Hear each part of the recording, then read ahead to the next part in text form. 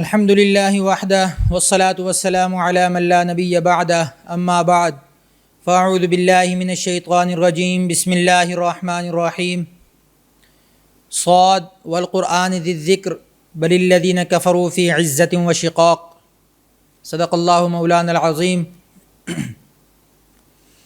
محترم ناظرین کرام، السلام علیکم ورحمۃ اللہ وبرکاتہ۔ الحمدللہ آج رمضان المبارک کا 21واں روزہ ہے اور ہمارے پروگرام پیام قرآن کے حوالے سے آج ہم 23ویں اور 24ویں سپارے کی صورتوں کا خلاصہ ذکر کریں گے۔ گزشتہ پروگرام میں سورہ صافات کا خلاصہ ذکر کیا گیا۔ آج اس کے بعد سورہ صاد ہے، جس کی ابتدا حروف مقطعات میں سے صاد سے ہو رہی ہے۔ حروف مقطعات کے بارے میں جیسا کہ پہلے عرض کیا گیا کہ واللہ اعلم بمرادہ، اللہ رب العزت اس کی مراد کو جانتے ہیں۔ یہ صورت مکی ہے اور اس پوری صورت کا خلاصہ یہ ہے کہ اللہ رب العزت کی ذات کی طرف رجوع کیسے کیا جائے، کہ جو ذات تمام جہانوں کو پیدا کرنے والی ہے، مجھے اور آپ کو تخلیق کرنے والی ہے، اس ذات کی طرف لوٹنا اور رجوع کرنا، اس ذات کی طرف اپنے آپ کو پھیرنا، یہ کیسے ہو؟ اس کو اللہ رب العزت نے 3 انبیاء کرام علیہم الصلوۃ والسلام کا قصہ ذکر کر کے بیان فرمایا ہے کہ ان کا رجوع کیسے ہوا، ان کے ساتھ کیا واقعات پیش آئے۔ اس کے ضمن میں ہمیں یہ اپنا موضوع سمجھ میں آ جائے گا کہ ہم نے اللہ کی طرف رجوع کیسے کرنا ہے۔ سب سے پہلے داؤد علیہ السلام کا قصہ اس صورت کے اندر ذکر کیا گیا۔ اللہ رب العزت نے فرمایا اصبر علی ما یقولون واذکر عبدنا داود ذا الاید انہ اواب، کہ آپ ان کی باتوں پر صبر کریں۔ نبی علیہ الصلوۃ والسلام کو کہا جا رہا ہے کہ آپ ان کی باتوں پر صبر کریں اور ہمارے بندے داؤد علیہ السلام کو یاد کریں کہ جو بڑی قوت والا تھا اور رجوع کرنے والا تھا۔ اور پھر آگے ان کا حق کی طرف رجوع کیسے ہوا؟ اللہ تعالیٰ نے فرمایا قال لقد ظلمك بسؤال نعجتك الى نعاجه،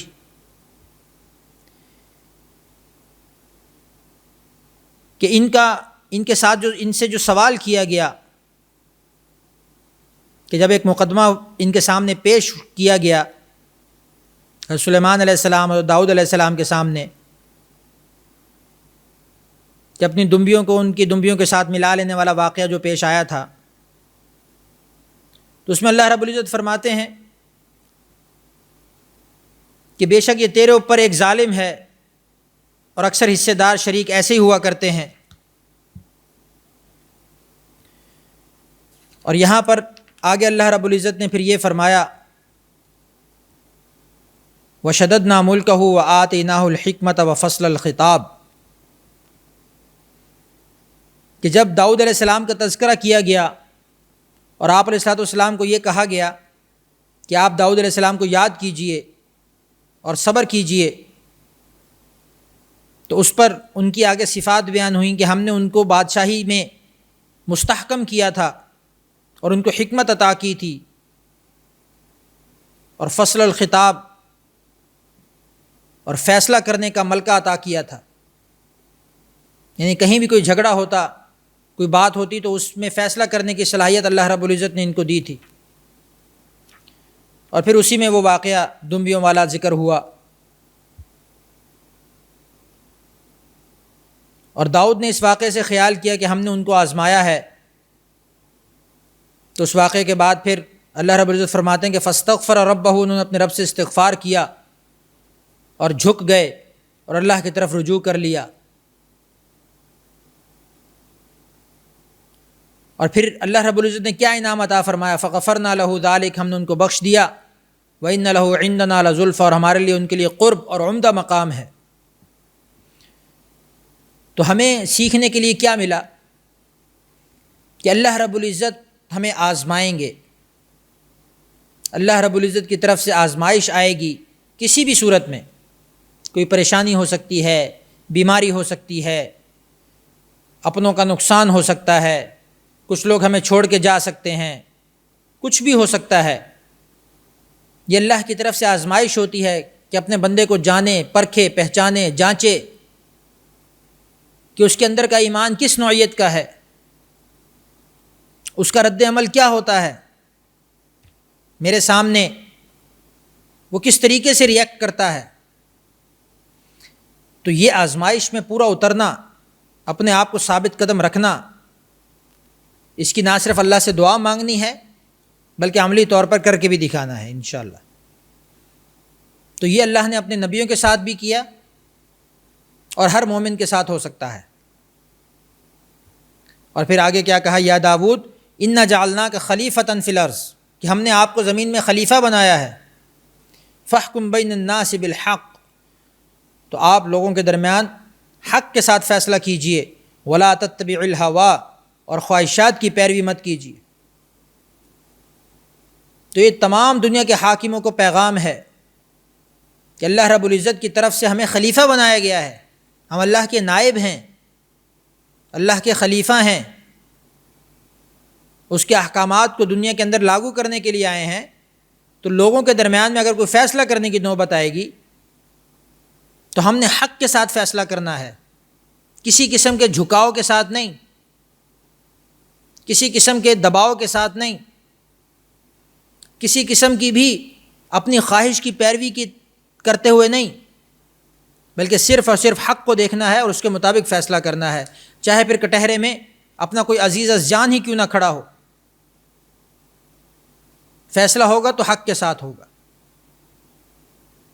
اور یہی اسلام کی جو اتنی خوبصورت تعلیم ہے عدل و انصاف کی، اس کی وجہ سے اسلام کتنا پھیلا ہے، تاریخ کی کتابیں گواہ ہیں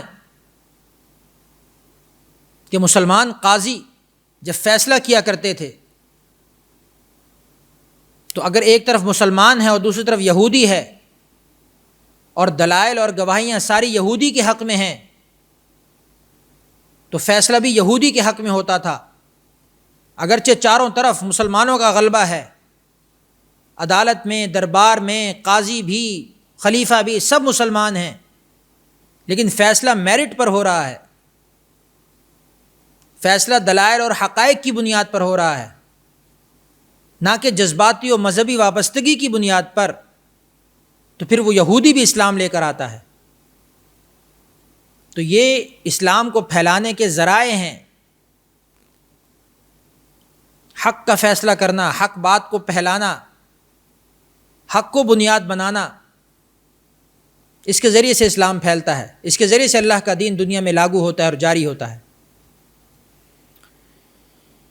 اور اللہ رب العزت نے فرمایا وما خلقنا السماء والارض وما بینہما باطلا، کہ ہم نے زمین اور آسمان اور اس کے درمیان میں کوئی بھی چیز بیکار پیدا نہیں کی۔ یہ تو کافروں کا گمان ہے، ورنہ ہم نے تو ایک بھی چیز کو بیکار پیدا نہیں کیا، خالی پیدا نہیں کیا، ہر چیز کا کوئی نہ کوئی مقصد ہے۔ اور پھر آگے اللہ رب العزت نے فرمایا وَوَهَبْنَا لِدَاوُودَ سُلَيْمَانَ، کہ ہم نے داؤد کو سلیمان علیہ السلام عطا کیے، ان کے بیٹے تھے۔ نعم العبد، بہت ہی اچھے بندے تھے، انہ اواب، وہ بھی اللہ کی طرف رجوع کرنے والے تھے۔ اذ عرض علیہ بالعشی الصافنات الجیاد، پھر واقعہ ذکر کیا کہ جب ان کے سامنے شام کو گھوڑے پیش کیے گئے تو انہی میں لگ گئے اور پھر کہنے لگے کہ میں اپنے پروردگار کی یاد سے غافل ہو گیا اور مال کی محبت میں پڑ گیا، یہاں تک کہ سورج غروب ہو گیا۔ تو کہا کہ ان کو میرے پاس واپس لے آؤ، اور پھر ان کی ٹانگوں اور گردنوں پر ہاتھ پھیرنے لگے۔ تو اللہ فرماتے ہیں کہ ہم نے اس ذریعے سے سلیمان علیہ السلام کی آزمائش کی،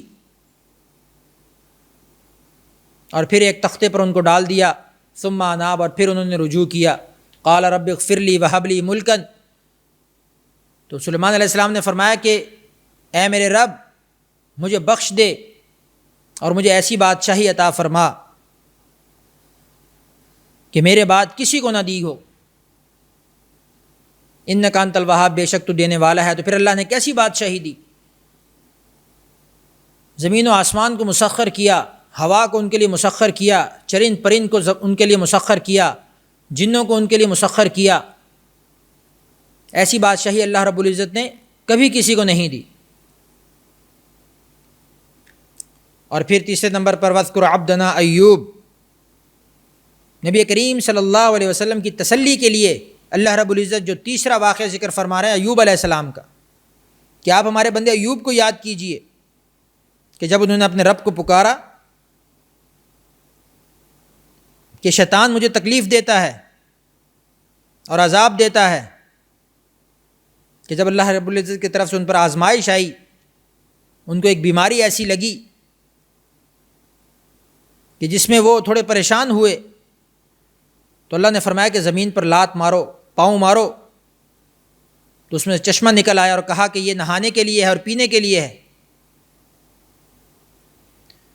اور پھر اسی طرح انہوں نے اپنی بیوی کے لیے جو قسم کھا لی تھی اس کے ازالے کے لیے اللہ نے فرمایا وَخُذْ بِيَدِكَ ضِغْصًا فَاضْرِب بِهِ وَلَا تَحْنَثْ، کہ انہوں نے کہا تھا کہ میں اپنی بیوی کو 100 ڈنڈے لگاؤں گا، 100 درے ماروں گا، قسم کھا لی، کسی بات پر غصہ آیا تو قسم کھا لی کہ اپنی بیوی کو ایسے ماروں گا۔ تو اللہ نے پھر اس کا حیلہ بتایا کہ 100 تنکے لو، اس کی جھاڑو بناؤ اور اس کو ایک ہی دفعہ مار دو تو قسم بھی پوری ہو جائے گی، ولا تحنث، حانث نہیں ہوگے۔ اور پھر اللہ فرماتے ہیں کہ ہم نے اپنے بندے ایوب کو صابر پایا، صبر ایوب مشہور ہے، آج ہم ضرب المثل کے طور پہ بیان کرتے ہیں کہ ایوب علیہ السلام پر جتنی آزمائشیں آئیں، تکلیفیں آئیں، مصیبتیں آئیں، بیماری آئی، لیکن انہوں نے صبر کا دامن ہاتھ سے نہیں چھوڑا، کبھی زبان سے کلمہ کفر نہیں کہا، ناشکری کا کلمہ نہیں کہا، یہاں کفر سے مراد ناشکری ہے، کبھی ناشکری کا کلمہ نہیں کہا۔ تو اس پر اللہ رب العزت نے کیا فرمایا، انا وجدناہ صابرا، ہم نے ان کو صبر والا پایا، بہت ہی اچھا بندہ اور اس نے رجوع کیا۔ اور پھر اسی طرح آگے ابراہیم علیہ السلام، اسحاق علیہ السلام، یعقوب علیہ السلام کا ذکر ہوا کہ ان پر بھی ہم نے جو بھی آزمائشیں ڈالیں وہ ان میں سرخرو ہوئے۔ ابراہیم علیہ السلام پر اسماعیل علیہ السلام کی آزمائش آئی، اسحاق علیہ السلام پر اپنی قوم کی آزمائش آئی، یعقوب علیہ السلام پر اپنے بیٹے یوسف علیہ السلام کی آزمائش آئی، لیکن انہوں نے اپنے آپ کو اللہ کی طرف جوڑے رکھا، اپنے آپ کو اللہ کی طرف متوجہ کیے رکھا، اپنا رجوع اللہ ہی کی طرف رکھا، تو اللہ تعالیٰ نے ان کو سرخرو فرمایا۔ اور پھر آگے وَاذْكُرْ إِسْمَاعِيلَ وَالْيَسَعَ وَذَا الْكِفْلِ، نیک لوگوں کا تذکرہ کرتے ہوئے اسماعیل علیہ السلام اور ذوالکفل کا اور یسع کا تذکرہ فرمایا، اور پھر ان کے لیے جو انعامات ہیں ان کا تذکرہ فرمایا کہ یہ متقین ہیں، ان کے لیے عمدہ مقام ہیں، جنات ہیں، باغات ہیں جس کے اندر وہ تکیہ لگائے بیٹھے ہوں گے، اور ان کے لیے پینے کے لیے شراب اور کھانے کے لیے مختلف میوہ جات ہوں گے، اور بھی جنت کی بہت ساری نعمتیں ذکر فرمائیں۔ اور اس کے ساتھ متصل وَإِنَّ لِلطَّاغِينَ شَرَّ مَآبٍ، وَإِنَّ لِلطَّاغِينَ لَشَرَّ مَآبٍ، کہ جو سرکشی کرنے والے ہیں، تکبر کرنے والے ہیں، انکار کرنے والے ہیں، ان کے لیے برا ٹھکانہ ہے جہنم، جس میں ان کو پینے کے لیے پیپ دی جائے گی۔ تو یہ دونوں قسم کے مضامین اللہ رب العزت نے اس کے اندر ذکر فرمائے۔ اور اس کے بعد آخری رکوع کے اندر اللہ رب العزت نے اپنی قدرت کا ذکر فرمایا، رب السماوات والارض وما بینہما العزیز الغفار، کہ اللہ وہ رب ہے جو زمین اور آسمان اور اس کے درمیان کی ہر چیز کا مالک ہے۔ تو آگے کیا کہنا چاہ رہے ہیں، قل هو نبأ عظیم، قیامت کی خبر دے رہے ہیں کہ آپ کہہ دیجئے کہ یہ بہت بڑی خبر، ہولناک چیز کی خبر دینے والے ہیں۔ اور پھر اس کے بعد اللہ رب العزت نے دوبارہ تخلیق انسانی کا ذکر فرمایا، جس کی ابتدا سورہ بقرہ سے ہوئی تھی، اذ قال ربک للملائکۃ انی خالق بشرا من طین، کہ اللہ رب العزت اپنے فرشتوں سے فرماتے ہیں کہ میں مٹی سے ایک بندہ پیدا کرنے لگا ہوں، ایک انسان پیدا کرنے لگا ہوں۔ پھر ان کو سجدے کا حکم دیا فرشتوں کو تو وہ سجدے میں گر پڑے، مگر ابلیس نے تکبر کی وجہ سے سجدہ نہ کیا۔ کیا کہا تھا؟ انا خیر من خلقتنی من نار و خلقتہ من طین، تو نے مجھے آگ سے پیدا کیا، اس کو مٹی سے پیدا کیا، میں افضل ہوں اس سے۔ تو کیا فرمایا اللہ نے؟ فخرج منہا فانک رجیم، تو نے تکبر کیا تو نکل جا میری بارگاہ سے، تو دھتکارا ہوا ہے، تو لعنت کا حقدار ہے۔ الی یوم یبعثون، اس نے کہا پھر کہ مجھے قیامت کے دن تک کی مہلت دیں کہ میں آپ کی قوم کو، آپ کی انسانیت کو، اس انسانوں کو میں بہکاؤں گا، اپنی طرف بلاؤں گا۔ تو تکوینی نظام کے تحت اس کو اجازت دی گئی تاکہ انسان کی آزمائش ہو سکے کہ کون اللہ کی طرف آتا ہے اور کون شیطان کے راستے پر چل کر اس کے پیچھے جہنم میں جا گرتا ہے۔ تو شیطان نے بھی اپنا دعویٰ کیا کہ میں انسانوں کو بہکاؤں گا، ان کو اپنے پیچھے لگاؤں گا، تیری ذات سے غافل کروں گا۔ تو اللہ نے فرمایا کہ تو جتنا مرضی زور لگا لے، الا عبادک منہم المخلصین، جو میرے نیک بندے ہوں گے وہ تیری طرف پھٹکیں گے بھی نہیں، تیری طرف نہیں جائیں گے، اور جو تیری طرف جائیں گے لَأَمْلَأَنَّ جَهَنَّمَ مِنْكَ وَمِمَّنْ تَبِعَكَ مِنْهُمْ أَجْمَعِينَ، میں جہنم کو تجھ سے اور تیرے ماننے والوں سے بھر دوں گا۔ تو اس پر اللہ رب العزت نے آگے یہ اپنے پیغمبر کو، نبی کریم صلی اللہ علیہ وسلم کو یہ فرمایا کہ آپ کہہ دیجئے ما اسألکم علیہ من اجر، کہ میں تمہارے سے کسی صلے کا مطالبہ نہیں کرتا اور نہ ہی میں بناوٹ کرنے والوں میں سے ہوں۔ ایک داعی کا جو نظریہ ہوتا ہے، اس کی جو اپروچ ہوتی ہے وہ یہی ہوتی ہے کہ میرا اجر تو اللہ کے ذمے ہے، اللہ ہی مجھے اس کا اجر دے گا، میرے ذمے تو آپ تک صرف بات پہنچا دینا ہے۔ اس کے بعد اگلی صورت میں سورہ زمر ہے۔ زمر کا معنی ہوتا ہے مختلف جماعتیں۔ یہ مکی صورت ہے، اس کی ابتدا تنزیل الکتاب من اللہ العزیز الحکیم۔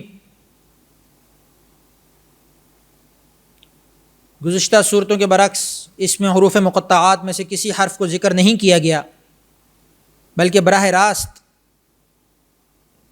قرآن کے نزول سے ایک صورت کی ابتدا ہوئی کہ اللہ فرماتے ہیں کہ عزیز حکیم ذات کی طرف سے قرآن حکیم کو نازل کیا گیا، اور پہلی آیت کے اندر جو بتایا گیا وہ یہ چیز ہے کہ توحید خالص ہونی چاہیے، اس میں کسی قسم کی ملاوٹ نہیں ہونی چاہیے۔ فَاعْبُدِ اللَّهَ مُخْلِصًا لَهُ الدِّينَ، کہ عبادت کرو اللہ کی اس کے دین کے ساتھ خالص ہو کر، اخلاص، اللہ کو اخلاص پسند ہے۔ کوئی بھی عبادت ہو، کوئی بھی نیکی کا کام ہو، اخلاص کے بغیر قابل قبول نہیں۔ ہم جب بھی کوئی کام کریں تو علماء یہی فرماتے ہیں کہ آپ اپنی نیتوں کی تصحیح کر لیں کہ میں یہ جو کام کرنے جا رہا ہوں، کوئی بھی نیک کام شروع کر رہا ہوں، تو میں یہ کس کے لیے کر رہا ہوں، میرا مطمع نظر کون سی ذات ہے، کس کو دکھانا چاہتا ہوں، اور وہ ظاہر ہے کہ اللہ کی ذات ہی ہو سکتی ہے، تو اس میں پھر اپنی نیت کو خالص اللہ کے لیے کرنا تاکہ وہ عمل ہر قسم کی ریا اور شرک سے پاک ہو جائے، یہ اللہ تعالیٰ کو مطلوب ہے۔ اور پھر آگے کہا امن هو قانت آناء اللیل ساجدا او قائما، کہ بھلا وہ شخص جو راتوں کے اوقات کو سجدے میں گزارتا ہو اور قیام کی حالت میں گزارتا ہو، آخرت سے ڈرتا ہو اور اپنے رب سے رحمت کی امید رکھتا ہو۔ تو کہا قل هل يستوي الذين يعلمون والذين لا يعلمون، کہ کیا جو لوگ علم رکھتے ہیں اور جو لوگ علم نہیں رکھتے، کیا وہ برابر ہو سکتے ہیں؟ تو یہاں پر اللہ رب العزت نے مومنین کی صفات بیان کرنے کے ساتھ یہ کہا کہ جو اللہ رب العزت کی طرف سے علم دیے گئے، جن کو اللہ نے اپنا خصوصی علم نازل فرمایا، ان پر اپنا کرم فرمایا، اپنے دین کا علم عطا فرمایا، تو کیا وہ لوگ اور وہ لوگ جن کو علم نہیں دیا گیا وہ لوگ برابر ہو سکتے ہیں؟ ہرگز نہیں۔ یہ دنیا کا اصول ہے. دنیا کے اندر بھی دنیاوی اسباب کے اعتبار سے جس شخص نے بھی ترقی کرنی ہے اس کے لیے ضروری ہے کہ اس اپنے فیلڈ کا، اپنی چیزوں کا علم حاصل کرے. اور دنیاوی اعتبار سے بھی، دنیاوی علم کے اعتبار سے بھی علم والے اور غیر علم والے برابر نہیں ہو سکتے. تو اس لیے جس بھی فیلڈ میں ہوں ہمیں اس کا مکمل علم ہونا چاہیے، اور اس کے ساتھ ساتھ بینگ مسلم دین کا مکمل علم ہونا چاہیے.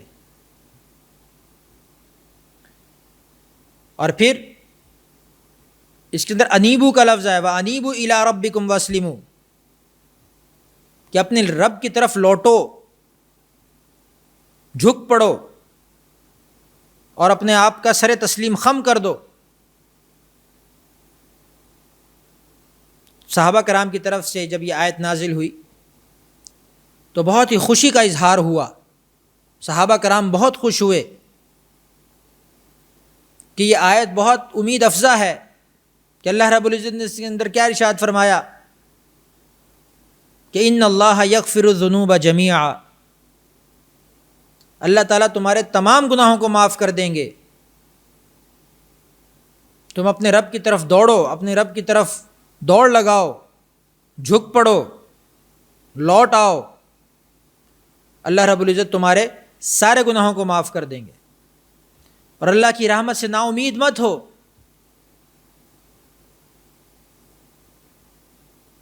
لا ترجو رحمت ربی، لا تقنطوا من رحمت اللہ. مختلف عنوانات سے اللہ رب العزت نے مومنین کو تسلی دی ہے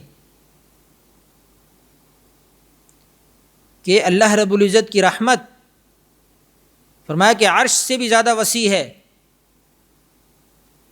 صرف ہمیں مانگنا آنا چاہیے، اللہ کی رحمت پر امید اور بھروسہ ہونا چاہیے. اللہ تعالیٰ فرماتے ہیں کہ میری رحمت سے نا امید مت ہو. اس آیت کی خوشی صحابہ کرام کو سب سے زیادہ تھی. اس کے بعد اس صورت کے اندر اللہ رب العزت نے صادقین کی فضیلت بیان فرمائی کہ سچے لوگوں کی کیا فضیلت ہے. اللہ رب العزت فرماتے ہیں کہ سچے لوگ اللہ کی طرف سے انعامات کے مستحق ہیں. سچائی کا تعلق صرف قول کے ساتھ نہیں ہے. ہم زبان سے سچ بولتے ہیں، یہ بھی سچائی کا ایک پہلو ہے. ہم اپنے عمل میں کتنے سچے ہیں یہ بھی دیکھا جائے گا. جو شروع میں اخلاص کی بات ہوئی، یہ آپ کے عمل کی سچائی ہے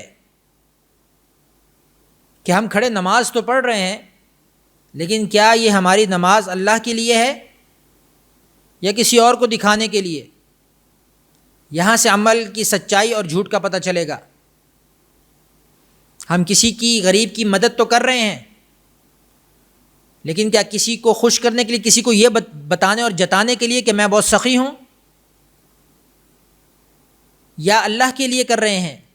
دونوں صورتوں میں عمل کی سچائی اور جھوٹ کا فیصلہ ہو جائے گا. تو اس لیے جب بھی سچے کا لفظ آتا ہے تو صرف قول کی سچائی مراد نہیں ہوتی، بلکہ آپ کے اعمال کتنے سچے ہیں، وہ کس قدر اللہ کی ذات کے ساتھ خاص ہیں، اس پر فیصلہ ہوتا ہے کہ وہ کتنا سچا انسان ہے. اسی طرح اللہ رب العزت نے آگے فرمایا کہ سور پھونکا جائے گا اور حساب لیا جائے گا. قیامت کی نشانیوں کے طور پر ذکر کیا کہ جب قیامت آنے والی ہوگی تو اسرافیل علیہ السلام جو ایک فرشتے ان کو مقرر کیا گیا کہ وہ سور پھونکیں گے جس میں تمام لوگ فوت ہو جائیں گے، مر جائیں گے. دنیا میں کوئی بھی چیز باقی نہیں رہے گی سوائے اللہ کی ذات کے. اور پھر ایک دفعہ پھر پھونکا جائے گا تو تمام لوگ اٹھ جائیں گے اور اپنی اپنی قبروں سے اٹھیں گے اور پھر میدان حشر کی طرف جمع ہوں گے اور پھر ان سے حساب کتاب لیا جائے گا اور پھر اپنے اپنے اعمال کے مطابق جزا اور سزا کا فیصلہ ہوگا. تو یہ اس صورت کے اندر تمام مضامین جو ذکر کیے گئے ان کا خلاصہ آپ کے سامنے رکھا. اس کے بعد اگلی جو صورت ہے سورہ مومن، اس کو سورہ غافر بھی کہا جاتا ہے. غافر کا مطلب کیا ہے؟ غافر کا مطلب ہوتا ہے توبہ قبول کرنے والا. اللہ کی صفت کے طور پہ بیان ہوا غافر الذنب کہ اللہ پاک توبہ قبول کرتا ہے، گناہ معاف کرتا ہے. اور مومن بھی اس صورت کا نام ہے. تو چونکہ دونوں الفاظ اس صورت کے اندر آئے ہیں اس لیے مختلف مفسرین نے مختلف نام اس کے لکھے ہیں. یہ صورت حروف مقطعات سے شروع ہو رہی ہے. حامیم تنزیل الکتاب من اللہ العزیز العلیم غافر الذنب وقابل التوب شدید العقاب ذی الطول. اللہ پاک اپنی صفات کو بیان فرما رہے ہیں کہ اللہ وہ ذات ہے جو گناہ کو بخشنے والا ہے، توبہ قبول کرنے والا ہے، سخت عذاب دینے والا ہے. تو مختلف متنوع قسم کی اس صفات کو ذکر فرمایا. توبہ بھی قبول کرنے والا ہے، عذاب بھی دینے والا ہے. جیسے کہ حضرت عمر رضی اللہ تعالیٰ عنہ کا مقولہ ہے غالباً کہ ایمان جو ہے وہ خوف اور امید کے درمیان کی چیز کا نام ہے. یہ شاید حدیث ہے کہ ایمان کا تعلق ایک طرف تو یہ ہوتا ہے کہ اللہ کی ذات پر بھروسہ اتنا زیادہ ہے کہ ہم ساری امیدیں اپنے گناہوں کے باوجود، اپنی خطاؤں پر شرمشاری کے باوجود ساری امیدیں اللہ کی ذات سے لگائیں ہوں کہ اللہ معاف کرنے والے ہیں. لیکن دوسری طرف ایک ڈر بھی ہے کہ کیا پتہ کسی ایک چھوٹی سی بات کے اوپر پکڑ لیے جائیں تو کیا بنے گا. تو اسی طرح اللہ نے دونوں صفات ذکر فرمائیں، غافر الذنب بھی ہے، قابل التوب بھی ہے، اور اس کے ساتھ ساتھ شدید العقاب اور ذی الطول بھی ہے. تو اس اعتبار سے ہمیں اپنے ایمان کا محاسبہ کرتے رہنا چاہیے کہ ہم دونوں کو مینج کر کے چلیں، دونوں چیزوں کو ساتھ لے کر چلیں، امید اور خوف دونوں کو. نہ صرف امید لگائیں کہ خوف کو چھوڑ دیں، نہ صرف خوف میں ہی لگے رہیں اور امید کو چھوڑ دیں، بلکہ دونوں کو ساتھ لے کر چلیں. یہ ایمان کی اصل حقیقت ہے. اور آگے اللہ رب العزت نے اس صورت کے اندر بھی دعوت کی اہمیت کو بیان فرمایا کہ نبی کے ذمے جو کام ہے اور نبی کی نسبت سے اس امت کے ذمے جو کام ہے کہ قیامت تک کے آنے والے انسانوں کی دعوت کی ذمہ داری دی گئی، اور مسلمانوں کو بھی کہا گیا کہ امر بالمعروف و نہی عن المنکر یہ تمہارا بھی کام ہے. تو اس اہمیت کو اس صورت کے اندر بیان کیا گیا. اور پھر اسی طرح دعوت کا بھی ایک نمونہ بتایا گیا ہے. ومن احسن قولا ممن دعا الی اللہ، اس سے اچھی بات کس کی ہو سکتی ہے جو لوگوں کو اللہ کی طرف بلائے. تو اچھی بات، سب سے اچھی بات دعوت کی بات کو کہا گیا. اور اچھی بات کون سی ہوگی؟ وہ سورہ ملک کے اندر بیان الذی خلق الموت والحیات لیبلوکم ایکم احسن عملا، کہ اچھا کام کون کر کے آتا ہے. مفسرین نے ان دونوں آیتوں کا بھی ربط بتایا ہے. تو اسی طرح اس صورت میں پھر اللہ رب العزت نے آگے چل کر ایک مومن مرد کا واقعہ بیان کیا. جی، اور اسی صورت میں اللہ رب العزت نے ایک رجل مومن کا واقعہ بیان فرمایا. وقال رجل مؤمن من آل فرعون، کہ آل فرعون میں سے جو ایک مومن شخص تھا لیکن اس نے اپنا ایمان چھپایا ہوا تھا، ابھی ظاہر نہیں کیا تھا کہ میں ایمان والا ہوں، موسیٰ علیہ السلام پر ایمان لے آیا ہوں، چھپایا ہوا تھا. تو وہ فرعون سے کہتا ہے کہ جب فرعون نے یہ ارادہ کیا کہ وہ تمام بچوں کو قتل کرے گا، اور آگے چل کے جب موسیٰ علیہ السلام کی بات ہوئی تو اس نے یہ ارادہ کیا کہ موسیٰ علیہ السلام کو بھی میں قتل کروں گا. تو اس پر اس شخص نے اس کو سمجھایا فرعون کو کہ کیا تم صرف اس بات پر قتل کرتے ہو کہ وہ یہ دعویٰ کرتا ہے کہ میرا رب اللہ ہے اور وہ تمہارے رب کی طرف سے دلیلیں لے کر آیا ہے. اگر وہ جھوٹا ہوا تو اس کا جھوٹ اسی پر ہوگا، اور اگر وہ سچا ہوا تو پھر جس عذاب کا وہ تم سے وعدہ کر رہا ہے وہ تم پر آ جائے گا. تو ہر دو حال میں تم اس کا پیچھا چھوڑ دو. اگر جھوٹا ہے تو وہ خود بھگتے گا، اور اگر سچا ہوا تو پھر تمہیں اپنی فکر کرنی چاہیے، اس کی فکر چھوڑو تم. تو تو اس پر اللہ رب العزت نے یہ واقعہ بیان کیا، اور پھر اللہ رب العزت نے آگے انہی کی زبانی یہ بیان کیا کہ اے میری قوم کے لوگو، فرعون یہ کہہ رہا ہے کہ میں تو تمہیں وہی رائے دے رہا ہوں جو خود دیکھ رہا ہوں کہ آج تو بادشاہت ہماری ہے، اس زمین پر تم غالب ہو، لیکن اگر اللہ کا عذاب آ گیا تو کون ہماری مدد کرے گا؟ تو یہاں پر اس بات میں، اس آیت میں نکتے کی بات یہ ہے کہ وہ رجل مومن جس کا تذکرہ ہو رہا ہے اس نے ملک و حکومت کی نسبت قوم کی طرف کی، تاکہ یہ اندازہ ہو جائے کہ وہ رجل مومن وہ حکمرانی کا خواہش مند نہیں ہے، بلکہ وہ یہ کہہ رہا ہے کہ یہ ملک تو تمہارا ہے، لیکن جب عذاب کی بات آئی تو اپنے آپ کو بھی اس کے ساتھ شامل کر لیا۔ یہ قوم سے محبت کی دلیل ہے، یہ فطری بات ہے، ہر شخص کو اپنی قوم سے محبت ہوتی ہے، لیکن یہ رجل مومن کی صفت کے طور پہ بیان کیا کہ اس کو بادشاہت نہیں چاہیے، سلطنت نہیں چاہیے، لیکن اپنی قوم کی خیر خواہی میں وہ یہ ساری باتیں کر رہا ہے۔ تو اس پر اللہ رب العزت کو یہ اس کی ادا اتنی پسند آئی کہ اس کا واقعہ قرآن کے اندر ذکر فرما دیا۔ اور پھر آگے چل کر اللہ رب العزت نے فرمایا اِنَّا لَنَنْصُرُ رُسُلَنَا وَالَّذِينَ آمَنُوا فِي الْحَيَاةِ الدُّنْيَا وَيَوْمَ يَقُومُ الْأَشْهَادُ، کہ جو لوگ ایمان لاتے ہیں اور جن رسولوں پر ایمان لاتے ہیں وہ رسول، اور جو ایمان لاتے ہیں وہ مومن، ہم ان دونوں طبقوں کی مدد فرماتے ہیں، اس دنیا کی زندگی میں بھی اور آخرت کی زندگی میں بھی۔ تو اللہ کی طرف سے واضح مدد کا اشارہ ہے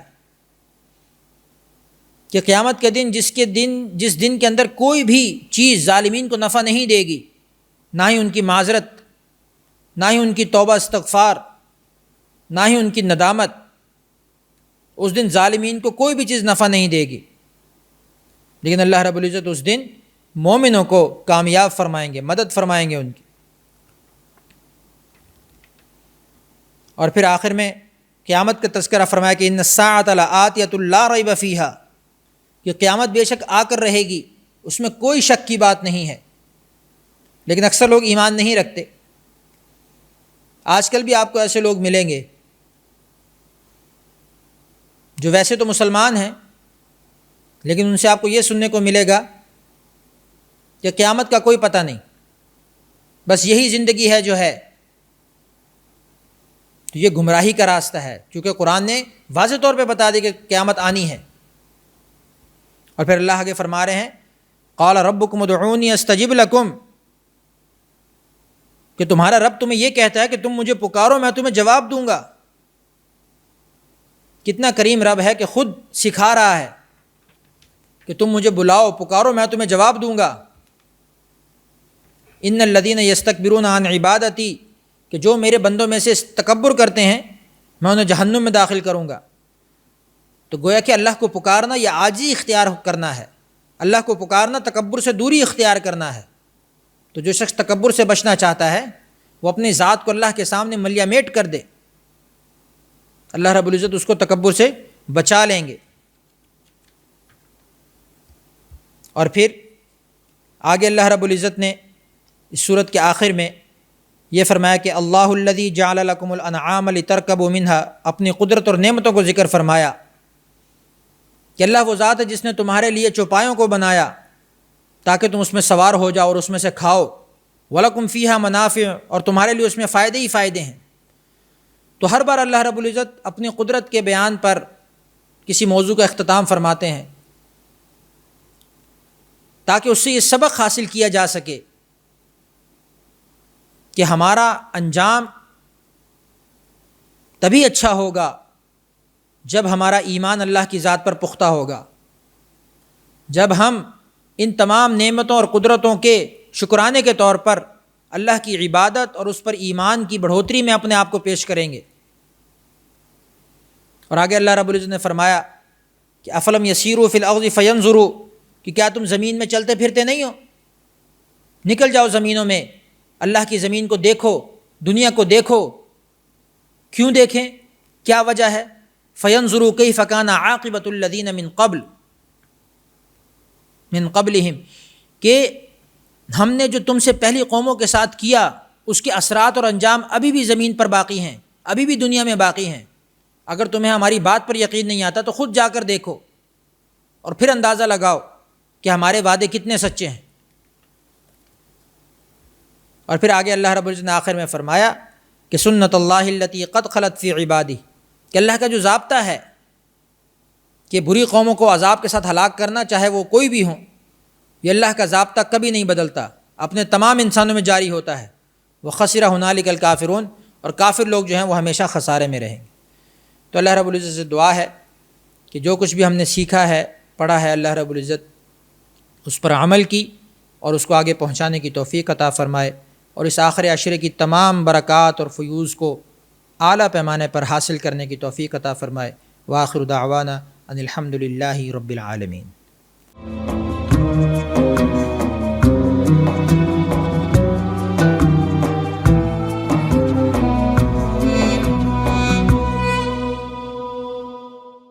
ISP Munch